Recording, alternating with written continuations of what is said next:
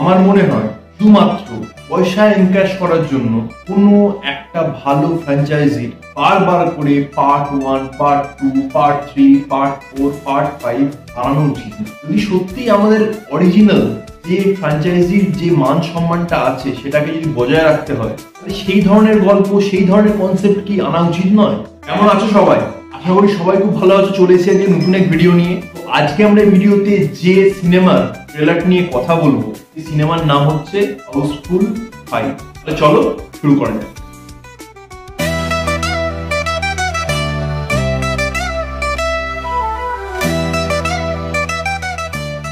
Housefull 5 নিয়ে প্রথমে বলতে গিয়ে যে কথাটা বলবো, যে এটা এমন একটা ফ্র্যাঞ্চাইজি ছিল যেটাকে নিয়ে বিভিন্ন ধরনের এক্সপেরিমেন্ট হতে দেখেছি আমরা, বিভিন্ন ধরনের কমেডিতে খুব সুন্দর সুন্দর টাইমিং দেখেছি। এবং এটা নিয়ে বলতে আমি বাধ্য হচ্ছি যে এই সিনেমাতে যে ফ্র্যাঞ্চাইজি যতগুলো পার্ট হয়েছে, প্রতিটা পার্টে আমরা এর কমেডি ডিটোরিয়েশনই দেখে এসেছি। কেন বললাম এই কথাটা? কারণ তোমরা যদি হাউসফুল পার্ট 1 দেখে থাকো, মানে হাউসফুল 1 যেটা শুধু হাউসফুল নামে বিভিন্ন জায়গায় অ্যাভেলেবেল আছে, তাতে যে কমেডি গুলো করা হয়েছে, আমি আজকে যখন এই ট্রেলারটা দেখছিলাম তখন দেখতে দেখতে আমার এই জিনিসটাই কথাটা মাথায় এসেছে যে আমি কিন্তু হাউসফুল 1 এর পর 2, 3, 4 আমার কোনোটাই আমার ঠিক মনে পড়ছে না কি কি গল্পের উপর সিনেমাটা হয়েছে। কিন্তু হাউসফুল 1টা টিল নাও আমার এখনো মনে আছে যে তার গল্প কি, তার কনসেপ্ট কি।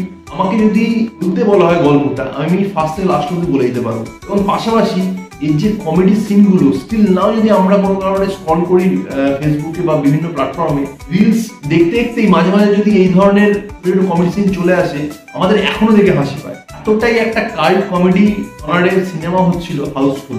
এবারে বিশাল বড় কাস্টিং হাউসফুলে, এটা লাস্ট 2, 3, 4 থেকেই চলে আসছে এবং এখানে আরো বড় কাস্টিং করা হয়েছে। এবং অ্যাজ ওয়েল অ্যাজ সাজিদ নাদিয়াওয়ালা, তারই ফ্র্যাঞ্চাইজি এটা, এবং স্বাভাবিকভাবে সেই প্রডিউস করে। কিন্তু এবারে তার মধ্যে একটা ক্যাচি পার্ট হচ্ছে, এবারে নাকি স্টোরি এবং স্ক্রিন প্লে দুটোই নাকি সাজিদ নাদিয়াওয়ালা লিখেছে।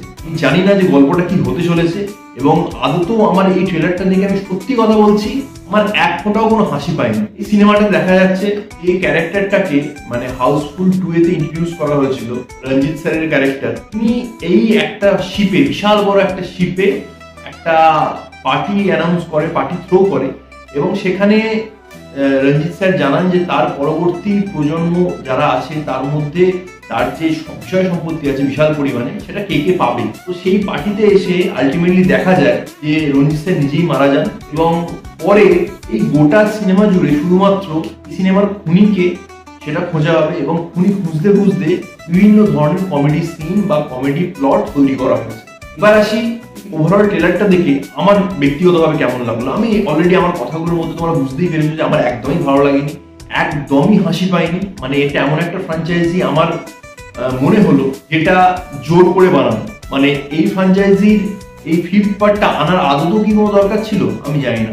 তোমরা এই পার্টিকুলার সিনেমাটা যখন হলে রিলিজ হবে, তোমরা দেখে কেমন লাগবে আমি জানি না। আমি নিজেও মানে খুব একটা দেখতে যাওয়ার আমার ইচ্ছা নেই।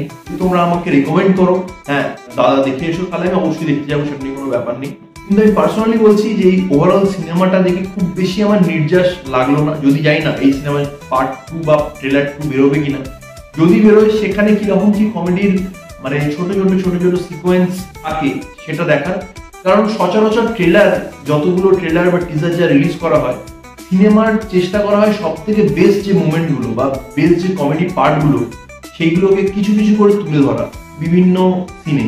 কিন্তু এখানে যদি এই যে ট্রেলারটা দেখলাম আমরা আজকে, তো সেটা যদি বেস্ট কমেডি হয় তাহলে তো আমার কিছু বলার নেই। কারণ এটা আমার মানে হাউসফুল যতগুলো আজ অব্দি ফ্র্যাঞ্চাইজিতে পার্ট হয়েছে তার মধ্যে সব থেকে উইকেস্ট পার্ট আমার এটা দেখে মনে হয়েছে।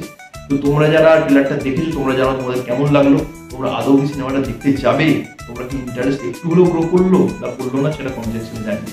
দেখা হচ্ছে পরের ভিডিওতে। ততক্ষণ তোমার সঙ্গে ভালো থেকো, হ্যাপি থেকো, অ্যান্ড স্টে উইথ সিনেমা।